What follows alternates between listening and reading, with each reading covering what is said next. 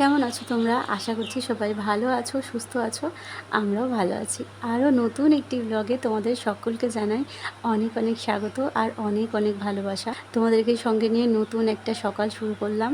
আমার সঙ্গে থেকো। আশা করছি আজকের ব্লগটা তোমাদের ভালো লাগবে। প্রথমেই বলি, আমার ব্লগ যদি তোমাদের একটুকুও ভালো লেগে থাকে তাহলে অবশ্যই করে একটা লাইক করে দিও। তোমাদের একটা লাইক কিন্তু আমাকে এগিয়ে যেতে অনেকটা সাহায্য করবে। আর যদি খুব ভালো লেগে থাকে তাহলে নিজেদের পরিবারের সাথে আমার ব্লগ শেয়ার করো। আর যারা যারা আমার পরিবারের সদস্য হয়ে আমার পাশে রয়েছো, আমাকে প্রতিনিয়ত উৎসাহ দিচ্ছ, আমার স্বপ্নের দিকে ধীরে ধীরে আমাকে এগিয়ে নিয়ে যাচ্ছ, তাদের জন্য রইল অনেক অনেক ভালোবাসা। আর যারা নতুন আছো আমার ব্লগ দেখছো, এখনও আমার চ্যানেলটা সাবস্ক্রাইব করোনি, এরকম সুন্দর সুন্দর ব্লগ যদি তোমরা প্রত্যেক দিন দেখতে চাও তাহলে অবশ্যই করে আমার চ্যানেলটা সাবস্ক্রাইব করে আমার পাশে থেকো। আর পাশে থাকা বেল আইকনটা কিন্তু অল করে দিও, যাতে করে আমি যখনই ব্লগ পোস্ট করব সবার আগে তোমাদের কাছে পৌঁছে যাবে। সবাইকে একটাই অনুরোধ করছি, আজকের ব্লগটা একটু তোমরা মানিয়ে গুছিয়ে নিও। কারণ কি, আজকের ব্লগ হয়তো তোমরা আমার ভয়েস হয়তো ক্লিয়ার শুনতে পাবে না। কারণ কি, একটা শব্দ আসছে ব্যাকগ্রাউন্ড থেকে, আর সেটা হলো ফ্যান চলছে। তোমরা তো জানোই অনেক গরম পড়েছে এর আগে, তাও আমি ফ্যান অফ করেই ভয়েস ওভার দিয়েছি। কিন্তু আজকে কিছু করার নেই, গরমের জন্য না। তোমাদেরকে আগের ব্লগেও বলেছি এখানে ভয়েস ওভার দেওয়া খুবই টাফ, সকালবেলা আর কি। আর আমার ভিডিও তো এডিট হয় রাত্রেবেলা, তো সেই কারণে আমি রাতে তো আর ভয়েস দিতে পারি না, অনেক রাতে সকালবেলায় দিতে হয়। এখানে সকালবেলায় গান শুরু হয়ে যায়, মানে কেউ নিজেরা গান শোনে না, সবাই সবাইকে গান শোনায়। আর এবার সেই গানের শব্দটা একটুখানিও যদি আমার ব্লগে চলে আসে তো সেটা আমার ব্লগে সমস্যা হয়ে যাবে। সেই কারণে আমি বাইরে কি করেছি, ফ্যানটাকে চালিয়ে দিয়েছি টেবিলের ওপরে, আর আমি ঘরে বসে ভয়েস ওভার দিচ্ছি, তোমাদের সাথে কথা বলছি, যাতে করে গানের আওয়াজটা আমার ব্লগে না আসে। ওই জন্য ফ্যানটা চালিয়ে রেখেছি। একটু মানিয়ে গুছিয়ে নিও, এখানে আমার আর কিছু করার নেই। যাই হোক, সকালবেলা ঘুম থেকে উঠে সদর দরজার কাছে জল দিয়ে একটু সামনেটা ধুয়ে দিলাম। আর প্রথমে বসে দিয়েছিলাম আদা জল, মানে জলের মধ্যে 1 চামচ আদা দিয়ে 2 কাপ জলকে ওটা ফুটিয়ে 1 কাপ করেছি। দিদি আমাকে বলেছিল ওই জলটা নাকি খুবই উপকারী, তো আমি কখনো খাইনি, প্রথমবার খেলাম। প্রচণ্ড ঝাঁঝ লাগছিল আমার, মানে আদার যেটা একটা ঝাঁঝ থাকে, ঝাল ঝাল, তো সেরকম লাগছিল। দিদি আরও বলেছিল ওই দারচিনি হয় না, তো ওইটা মানে ওটাও জলের মধ্যে দিয়ে দিলে হতো, কিন্তু আমি ওই প্যাকেটটা খুঁজে পাচ্ছি না। এদিক ওদিক রান্নাঘর গোছানো হয়েছে, আমার কাছে ছিল কিন্তু প্যাকেটটা এখন খুঁজে পাচ্ছি না। তো জয়কে দিয়ে আনাবো আজকে, এনে ওটা মিক্সারে গুঁড়ো করে রেখে দেবো, ওই জলের মধ্যে মিশিয়ে খাবো একটুখানি করে দিয়ে। তো ওটা খাওয়া নাকি খুব ভালো সকালবেলা করে, তো সেই কারণে সকালবেলা ওই আদা জলটা বসিয়ে দিয়ে আর বাদবাকি কাজগুলো করে নিলাম।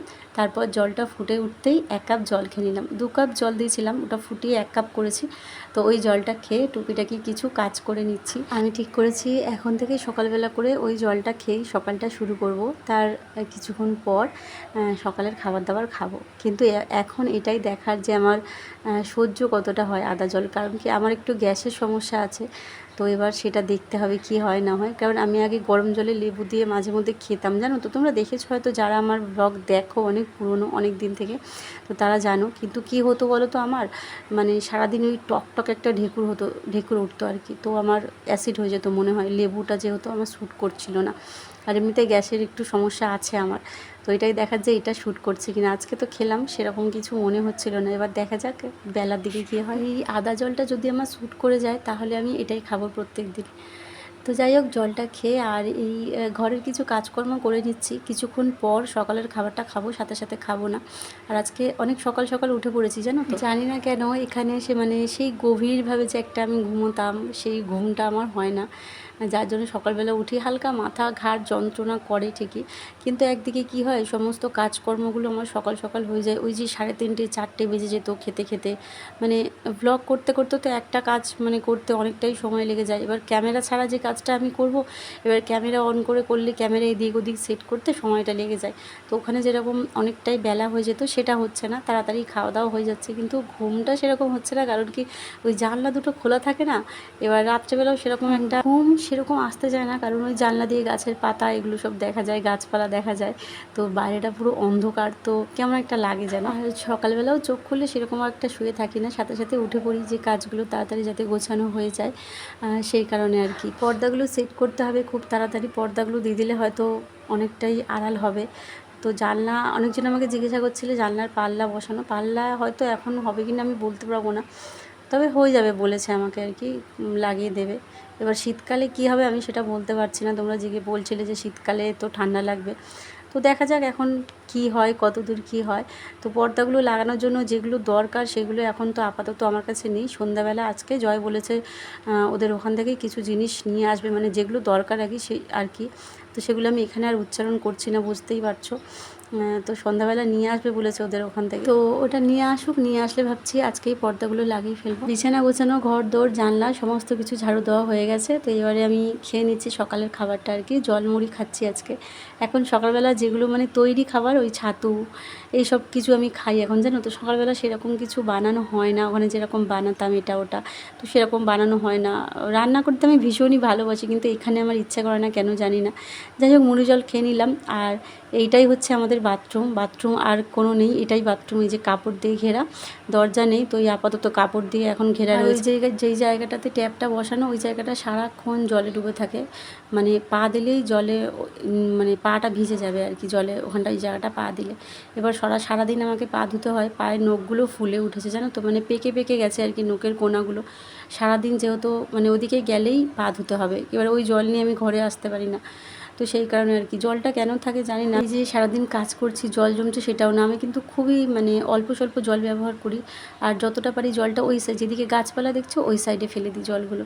সকালবেলা জয় কাজে যাওয়ার সময় একবার ঝাঁট দিয়ে ফ্রেশ হয়ে তারপর তো কাজে যায়, আর আমি স্নান করার সময় আরও একবার ঝাঁটাই, মানে এই পার থেকে নিয়ে ওই মাথা অবধি প্রত্যেক দিনই এটা করি আমি। চাই আমার হাতে যত ব্যথা করুক, তোমরা জানো আমি ডান হাতে তো কোনো কাজ করতে পারি না, প্রচণ্ড হাতের মানে শিরাগুলো যন্ত্রণা করে রাত্রেবেলা হলে, তো সেই কারণে কিন্তু তবুও আমি চান করার সময় প্রত্যেক দিন এই মাথা থেকে ওই মাথা ঝাঁটা দিয়ে দিই একটু, কারণ কি জল ওরকম জমে থাকলে ভালো লাগে না, শ্যাওলাও তো পড়ে যাবে না, কিন্তু জমছে কেন বুঝতে পারছি না। বাসন টাসন মাজার হলে, জামা কাপড় ধোয়ার হলে ওইখানটা একদমই ধুই না, কারণ বাথরুমের সাইডে ওটা, তো সেই কারণে আর কি। এইদিকে বালতি করে জল নিয়ে এসে সামনেটা বসে বাসন ধুই, জামা কাপড় কাচি। আর ঠাকুরের জল গেটের দিকে একটা পরে ট্যাপ লাগানো হয়েছে, গেটের যেদিকে আমাদের ওই সদর দরজা, ওই বাইরে একটা ট্যাপ লাগানো রয়েছে, ওখান থেকে ঠাকুরের জল নেওয়া হয়। আর বাদবাকি কাজ আমি জল বয়ে নিয়ে এসে এইপারেই করি, ওখানে তো বাসন রাখাও যাবে না, পুরো জলে থাকে, আর তারপর ওখানে বাসন রাখতে ইচ্ছাও করে না, তো সেই কারণে জল বয়ে এনে এই দিকেই কাজটা করি। আর এই বাথরুমের কাপড়টা জয় ঘিরে দিয়েছিল, কাপড়টা হচ্ছে একটা পাঁচিলের উপর তুলে আর ওই ইট দিয়ে চাপা দেওয়া আছে, কতবার যে ইটটা হাওয়ায় পড়ে যায় তার কোনো ঠিক নেই। বালতিও ভেঙে গেছে আমার, নতুন বালতি, ভাগ্যি ভালো মাথায় পড়েনি। যাই হোক, আমি আর আমার সমস্যার কথা কোনো কিছুই বলবো না, চারিদিকে দেখতে পাচ্ছ খোলা জানলা, এই মাঝখানেই বাথরুম, তো সমস্যার কথা বললেই সবাই আবার বলবে শুধু সমস্যার কথা বলে। আমি নিজেকে যতটুকু চিনি আমি মানিয়ে নেওয়ার চেষ্টা করি, আমি এত সহজে হাল ছেড়ে হেরে যাওয়ার মেয়ে নই, সেটা তোমরা আমার কাজ দেখেই প্রমাণ পাও। 4 বছর হয়ে গেছে, এখনও সেরকম জায়গায় পৌঁছাতে পারিনি, কিন্তু তবুও আমি আমার কাজ ছাড়িনি, আমার কাজকে আমি খুব ভালোবাসি, আমার 100% দিয়ে আমি পুরোটা চেষ্টা করে যাব শেষ পর্যন্ত, দেখা যাক কী হয়। আর এখনকার যুগেও এরকম পর্দা টাঙিয়ে বাথরুম ইউজ করা, সেটা খুব একটা সুবিধার বা স্বাভাবিক বলে আমার মনে হয় না। যাই হোক, তবুও চেষ্টা করছি। দরজা বসানো হবে, কবে বসানো হবে সেই অপেক্ষাতেই আছি, যত তাড়াতাড়ি বসানো হয়ে যায় তত তাড়াতাড়ি ভালো। যাই হোক, কয়েকটা বাসন ছিল, বাসন তো জয় মেজে দিয়েই গেছে, তবু কয়েকটা যেগুলো ছিল সেই টুকিটাকি সেগুলোকে আমি ধুয়ে নিলাম, মেজে নিলাম। আর হচ্ছে এই পার্সেলটা সকালবেলা এসেছে জানো তো, যেটা আনবক্সিং করলাম আর কি, সেটা তমালিকা দিয়ে পাঠিয়েছে। সকালই কল আসলো যে আপনার পার্সেল আছে, তো সকালবেলায় গিয়ে নিয়ে আসলাম, তোমাদের সামনেই গিয়ে নিয়ে আসলাম, ভাবলাম তোমাদের সামনেই আনবক্সিং করি। তো ওটা খুলে দেখি যে জলের একটা জার রয়েছে, তো ওটাকে মানে নতুন তো সেই জন্য করে একটুখানি মেজে ভালো করে ধুয়ে আর জল ঝরিয়ে নিয়েছিলাম, ওটাকে দিয়ে আর 1 ড্রাম জল ওর মধ্যে ঢেলে দিলাম। কিছুদিন আগে তো 2টো জার কিনেছি, জয় আর আমি দুজনে মিলে জল আনতে যাই, দেখেছিলে তোমরা, 10 লিটার করে, ওটা 20 লিটার, মানে 2টো নিয়ে গেলে 20 লিটার। এবার জয় 2টো হাতে 2টো নেয় আর আমি কয়েকটা বোতল নিয়ে চলে আসি, তো 1-2 দিন আর জল আনতে যেতে হয় না, মানে একদিন আনলে পরের দিন আর জল আনতে যেতে হয় না, ওই জলে আমাদের হয়ে যায়। আর এমনিতে এই জলে তো রান্নাবান্নাও করা হয় না, এই কলের জলে রান্না করা যায় না, তো সেই কারণে রান্নাবান্না সমস্ত কিছু আমাদের ওই আনা জলে আর কি। তো একটা জার জল ভর্তি ছিল, তো সেই কারণে ওর মধ্যে ওই যে দিদি যে জারটা পাঠিয়েছে ওর মধ্যে করে ওটা ভালো করে ধুয়ে পরিষ্কার করে আর ওর মধ্যে করে জল ভরে রেখে দিলাম। আমি মনে হয় সেই ওই বাড়িতে থাকতে কবে বলেছিলাম, আমার মনেও নেই, যে আমার কলসিটা ফুটো হয়ে গেছিলো, তোমাদেরকে দেখিয়েছিলাম যে এখান থেকে জল পড়ছে, তো এটা এখানে গামলাটা বসিয়ে রেখেছি, এইটুকুই বলেছিলাম। তো দিদি সেটা নোটিস করেছে যে আমার কলসিটা ফুটো হয়ে গেছে, সেটা দেখে আমাকে ফোন করে বললো যে তুই একদম ওই ফুটো কলসি ঘরে রাখবি না, ফুটো কলসি ঘরে রাখতে নেই। আমি বলেছিলাম ওটা ঠিক করে নেবো দিদি, আমার জারটা লাগবে না, আমি ঠিক করে নেবো ওটা। বলছে না, ফুটো কলসি তোকে ঘরে রাখতে হবে না, তোর জন্য আমি জার পাঠাচ্ছি, তো এর মধ্যে করেই জল রাখ। সত্যি ভাবতেও অবাক লাগে কতটা নিখুঁতভাবে খুঁটিয়ে খুঁটিয়ে আমার ব্লগ দেখে দিদি। দিদিকে আমি ধন্যবাদ দেবো না, কারণ কি ধন্যবাদ খুবই ছোট একটা শব্দ, ধন্যবাদ দিয়েও দিদির ঋণ আমি কখনোই শোধ করতে পারবো না। আমি শুধু এটুকুই বলবো, ভগবান যেন দিদিকে সবসময় ভালো রাখে আর সুস্থ রাখে, আর ভগবান যাতে আমাকে এইটুকু আশীর্বাদ করেন আমিও যেন দিদির মতো এরকম কোনো একজনের পাশে দাঁড়াতে পারি। সত্যি এরকম মানুষ খুবই কম দেখা যায়। এই সোশ্যাল মিডিয়ার মাধ্যমে কিছু মানুষ আমার জীবনে, কিছু মানুষকে আমি পরিবার হিসেবে পেয়েছি, সুখে দুঃখে সব সময় আমার পাশে থাকতে দেখেছি। এই কথাটা সত্যি, জানো তো, তুমি যেমন ভগবান ঠিক তেমন মানুষই তোমার জীবনে পাঠাবে। আজকে আমি যেটুকুই পৌঁছেছি সেটুকু তোমাদের সকলের ভালোবাসায় আশীর্বাদে আমি এইটুকু জায়গাতেই পৌঁছাতে পেরেছি।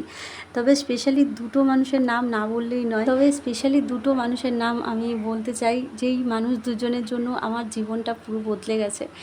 এক হচ্ছে তমালিকা দি আর এক হচ্ছে কেতকী দি। কেতকী দিদির জন্যে কিন্তু আজকে আমি আমার কাজটা করতে পারছি। আমার ফোন পুরোটাই খারাপ হয়ে গেছিলো, তোমরা সকলেই জানো। আর প্রত্যেকবার আমি এটা বলি, কারণ কি বিপদের সময় যেই মানুষগুলো আমাদের পাশে থাকেন তাদের কথা কখনোই ভুলতে নেই। কৃতজ্ঞতা বোধটা মানুষের মধ্যে থাকলে সেই মানুষটাই কিন্তু এগিয়ে যেতে পারে। তো এই মানুষ দুটোর কথা না বললে নয়, এক হচ্ছে তমালিকা দি আর এক হচ্ছে কেতকী দিদি। তো এই দুটো মানুষ যেন আমার জীবনটাকে পুরোটাই বদলে দিয়েছে। ওই মানুষটার জন্যে আমি আজকে ভিডিও করতে পারছি, আমার কাজটা করতে পারছি। কেতকী দিদির জন্য আমার ফোনে এত ভিডিও কখনোই হতো না। আর তমালিকা দিদির কথা তো তোমরা সবাই জানো, আমি কোনোটাই লুকাইনি, সবটাই তোমাদের সামনে তুলে ধরেছি। মানুষটা আমার জন্য যা করেছে বিনা স্বার্থে আমি কখনোই ভুলবো না। দেখো আজকে দিদি পাঠিয়েছে একটা মিক্সার, এটা 2-3 দিন আগেই এসেছে, 2-3 দিন আগের ভিডিও, আমি এটা আজকের ব্লগের সাথে অ্যাড করে দিলাম। আজকে আমি বানিয়েছি সন্ধ্যাবেলা খাওয়ার জন্য সয়াবিনের কাটলেট। ধরো খেয়ে দেখো কেমন হয়েছে। সয়াবিন, সয়াবিন আর আলু, ভালো হয়েছে।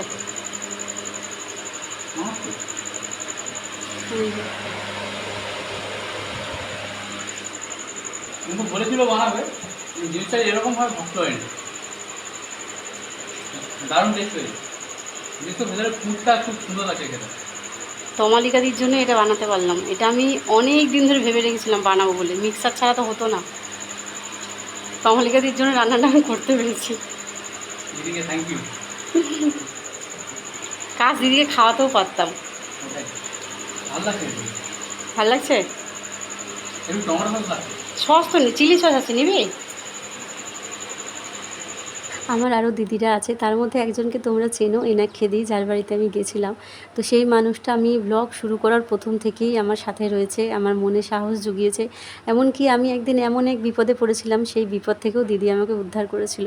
তো সেই দিনগুলোর কথা আমি কখনোই ভুলবো না। আরেকজন আছে সুমনা দি, যেই মানুষটা প্রতিনিয়ত আমাকে উৎসাহ দেয়, কেন তুমি পারবে না, তুমি সব পারবে, তোমার দ্বারা সব হবে। সেই দিদি থাকেন হচ্ছে হায়দ্রাবাদে। এই মানুষগুলো সত্যি ভগবানের মতো আমার জীবনে এসেছেন। এই মানুষগুলোকে আমার জীবনে পেয়ে আমি খুব খুশি। আচ্ছা, এক বোন আমাকে কমেন্ট করেছো, তোমাকে সবাই ভালোবাসে, তুমি সবার নাম নিও। অবশ্যই বোন, একদিন সকলের নাম নিয়ে আমি একটা ব্লগ বানাবো, সেখানে সকলের নাম থাকবে। তোমরা সকলেই আমার কাছে অনেক মূল্যবান। দুপুরবেলা রান্না করেছিলাম পটল, আলু আর একটা ডিম, মানে তরকারির মধ্যে গোটা ভেঙে দিয়ে দিয়েছিলাম, ওটা দিয়েই খেয়ে নিয়েছি। আর একটু ডাল ছিল আগের দিনের, এই। আর সন্ধ্যাবেলা এই সয়াবিনের কাটলেট, এটা বানানোর আমার অনেক দিনের ইচ্ছা ছিল, জানো তো। তবে এটা তমালিকাদির জন্য সম্ভব হয়েছে, এই রান্নাটা মিক্সার না হলে হতো না। আমি তো রান্না করতে ভীষণ ভালোবাসি, তোমরা জানো। আমরা ঠিক করেছিলাম মিক্সার কিনবো একটা, তার আগে দিদি পাঠিয়ে দিলেন। তবে মিক্সারে এই প্রথম রান্নাটা যদি দিদিকে খাওয়াতে পারতাম আরও বেশি খুশি হতাম। চলো আজকের জন্য এইটুকুই, আমরা গল্প করতে করতে এখন কাটলেট খাই।